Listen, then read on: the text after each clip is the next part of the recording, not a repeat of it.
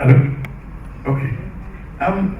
First off, I like where Efe took you from.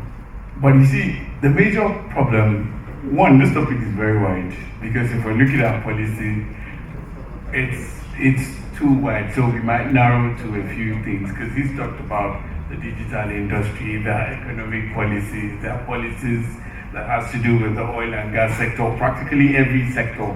All right, there are policies that affect judiciary, so but let's just look, maybe a general overview. Now, one of the problems I've worked, with all sense of respect, sometime, I think 2000, mid-2000, I worked at the National Assembly as a legislative aide to a senator, and one of the things I found out was that majority of these lawmakers don't understand the workings of some of these things.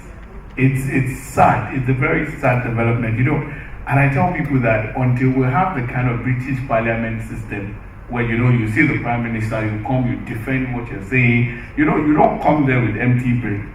But some of those people don't understand certain workings. So at the end of the day, then the voting pattern too, they just say those for, against, say nay, and you just no head count, nothing, and you see things that affect the lives and livelihood of people, the future of.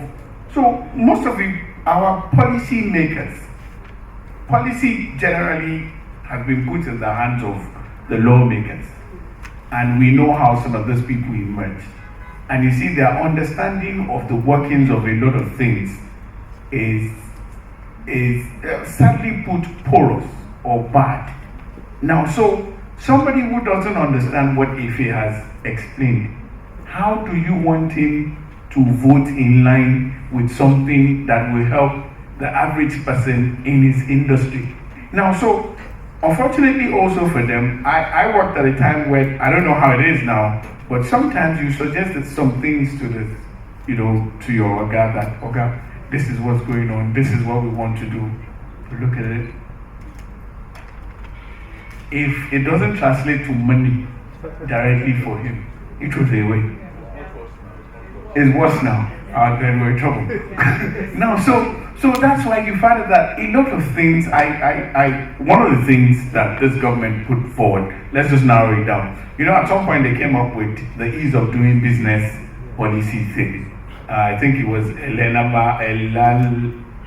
the former minister, Elanama or something, I don't know the correct pronunciation.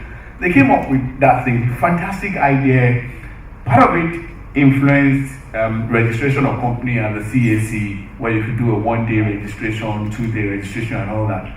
But let me just shock you, something as simple as certificate of occupancy for land. It takes forever. There are some things I don't do as a lawyer. If you come to me and say you want to do certain registration, I'll look at it. No matter how tempting the money is, I don't want. Why? Because last we will fight. One day you call me like, what kind of lawyer are you? I've given you something 2 years. You're trying to register something. If you want ease of doing business, let me tell you how CFO works. You can't access a loan in a bank. Thank God you. You can't access a loan in a bank on a property except you bring the CFO. And outside, just down the road here. If you get your CFO out in 2 years, you're lucky, you know people, then you pay through your nose. Now, why don't we design a policy where, I know in South Africa, it comes out in 2 months. If you have CFO and it's affordable for the average landowner to have something like that, then he can walk up to the bank. Because the bank doesn't want to hear anything except you bring a CFO. If you bring a CFO, whether cloned or not, sometimes they don't even, that's another story entirely. But they don't look at it. Now, so they just say, okay, CFO, this, we'll pay for verification. Your loan is out in 48 hours. You know what you could do with a loan. Then you know the impact of a loan in the economy, on your business, in the general public and all that. Now, so sometimes I think we have to go back to how we run things in this country. Those who are in charge of policy making really need to sit down and engage people. Most of these policies are not altruistic. they are not people-driven, then people that you're making they do policies in this country as if they're doing you a favor. Yes. Now, so that let's just make it for them. Well, what do they need now? We do this. You don't even care how it affects their lives. And these people don't sit down to know. I mean, no disrespect to the crop of legislators we have. Some are fantastic. But I think majority don't even know how things work and what relates with the life. And then look at the topic, digital age. We're no longer at the analog level and see the thinking that those who are making policies for us are into. So it's a far cry. It's a long road. It's a long journey to success. Because with what we have, most of these policies, people don't look at things. I mean, those in charge of our lives now, let me just put it like that, they are far from us. So it's going to be hard for you. Earlier, the earlier panel, I think it was a lady, I can't remember her name, she said, there are places you go, the way you speak on the island, it's going to be different from how you speak in certain parts of the mainland. You have to come down to their level. You have to understand what is going on. So sometimes they just come, sometimes you see government that say they're distributing nets for malaria. Is that the problem? Now you see, the biggest killer in Africa is still malaria. The only thing that causes malaria is stagnant water. How hard is that to work around?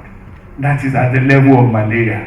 Now I'm talking about the level of so many things, but let me not take too much time, but let me just leave it that way. But bottom line, what I'm trying to say is that the quality of people who make laws and policies for us,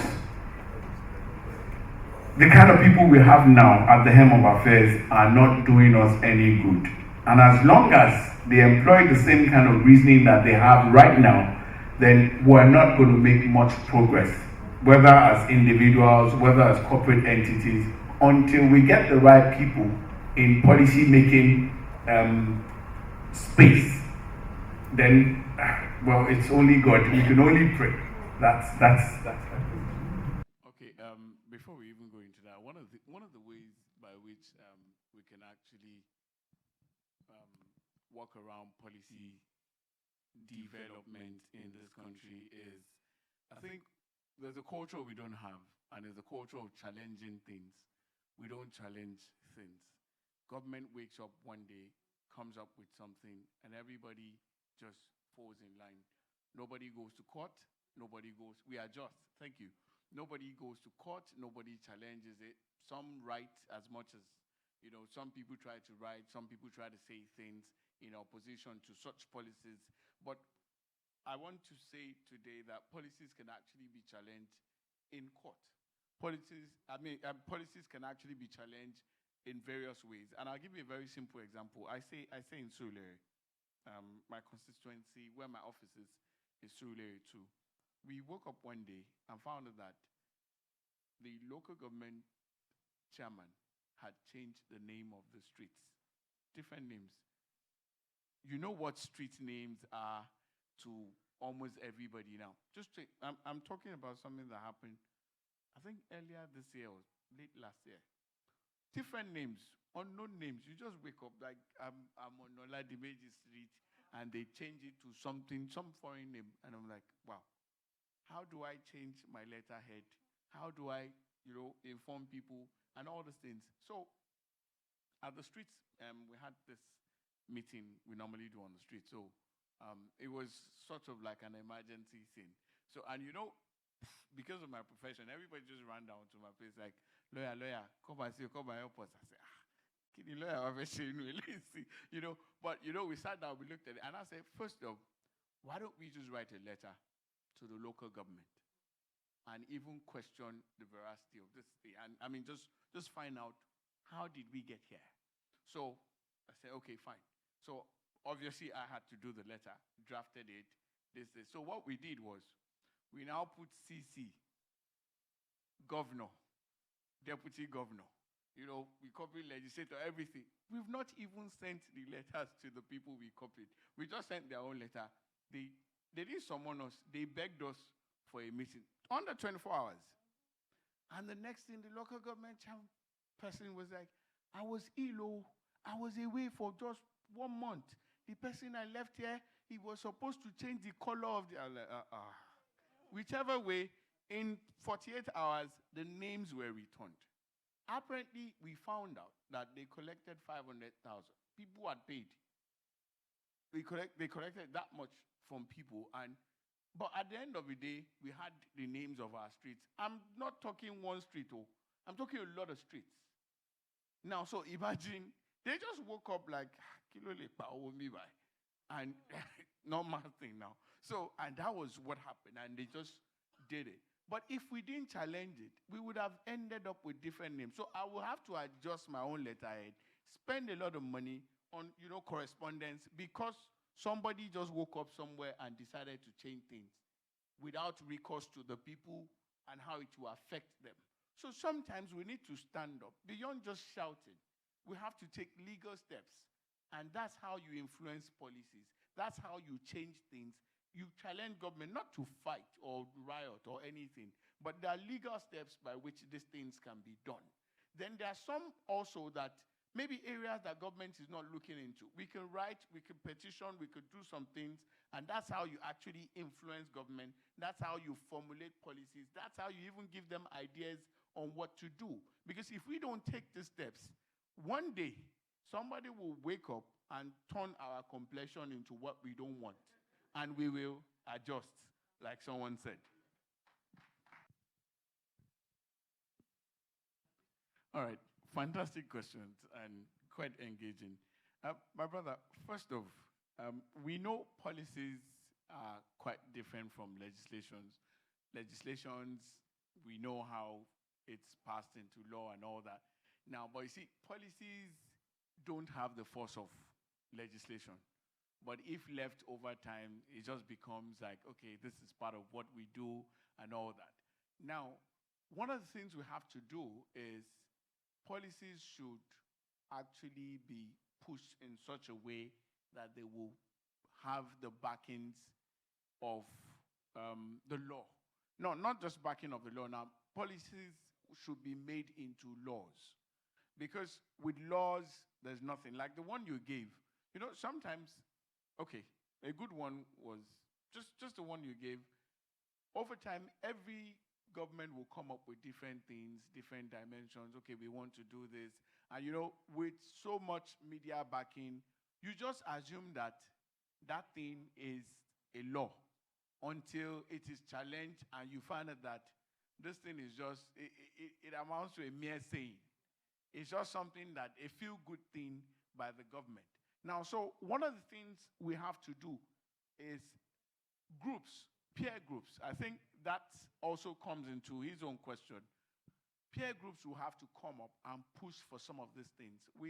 It's unfortunate that this is the only part of the world where I've seen that majority of us don't know the lawmakers. Yeah. You don't know them. You don't know the lawmakers in your constituency. I don't know the councillor in my ward. I don't know him. It's only during election. And they come, they just come plenty like that. You don't even know which one is councillor. They start come. Like, Now, I know the one in Surulere is Desmond. I've not seen him. I need to push some things. You go and submit them in his office. But they'll just acknowledge, for those who have offices, some don't even have. They just use somebody's house. They just put some. But you see, one of the ways by which we could do that is you go there, submit these things, and then try and make them push it. Something that is funny, as good and lovely as America is, you see all these people who make guns. They are not plenty, but they are powerful. Yeah. Every successive government, there's nothing you can do about the gun laws. Those guys are powerful. Those guys are influential. And they will just come. Obama came, rant. This one came, rant. This one too will come, rant. He will shout. They will say all sorts of things. There's nothing. The gun laws are there, and nothing can push it. Until some other peer group comes up with something. But people die every day from guns. Now, so one of the things we too could do is we can create a formidable front. Maybe we want to use that with the naked, but I don't know how your dimension of the naked force, but one of the things we could do is come together as peer groups and actually push for some policies to attain levels of legislation so that it becomes written in black and white, then it can be changed. Now, then also there are certain legislations that can also be challenged in court. Thank God I have lawyers here. There are Supreme Court cases that over time, based on the dynamics of human living, the Supreme Court will come and overrule and overturn itself. That this thing is now anachronistic, it is no longer the way forward. And that's what you have. Now, but you see, those things don't happen. They happen because some people push. I know it will take time. Doing a case from the lowest court to Supreme Court takes a lot of guts, takes a lot of money, takes a lot of time, like that. But if you don't do it, you won't get that change that we want. I remember when I was doing my LLM in Unilag, there's a case, Osifowora versus registered trustees of some. It's about one room. Somebody moved out of a room in Little Road, Yaba. Moved out of a room, another person moved in. It's a case on tenancy at will. Tenant at will. They went, you can imagine fighting on top of one room. Up to Supreme Court. It's a Supreme Court decision. If you Google Osifowora versus registered trustees, I can't remember registered trustees of where. But it became a case that it's still relevant till today. So if somebody can fight, illegally getting into a room more is not his room more. So if somebody could do that, then if we take our lives and the lives of our children seriously, I think we can actually push and push until we actually get the change that we want. Maybe God won't help us, but we can actually help ourselves. Yeah. We need to stand up for ourselves. And one of the things that we saw, what happened at Lekki, though we have mixed feelings, and what led us there? We forgot it, and we're fighting something else. It was a different thing that took people there. It was mismanaged, and it became an us versus them kind of thing. That was not what we went to do there. There was something, some of you may not like Dino, but Dino Melai, the senator. You remember the case where you'll be traveling on the road, and customs will stop you, confiscate your car, or tell you to go pay some duties because it wasn't paid. You remember when the thing became a big issue? The man was coming to Senate to come and explain. It was supposed to be a landmark thing that will put an end to that thing. They started fighting whether he will wear Ankara or he will wear custom uniform or he will wear his old army uniform. The thing became a mess till today. So in the course of fighting and getting some things done, let's not lose sight of what we're doing. What took people to Lekki was police brutality. Then they deviated into carnival. Then it deviated into something else. Now, state is fighting people, government is fighting state, federal is fighting, like that. And we've lost sight of what took us there. We're fighting something else. So it will take time. It will take a lot of guts. It will take a lot of resources. But if we push it, one day we will get the Nigeria of our dream for ourselves and for our children. God bless us.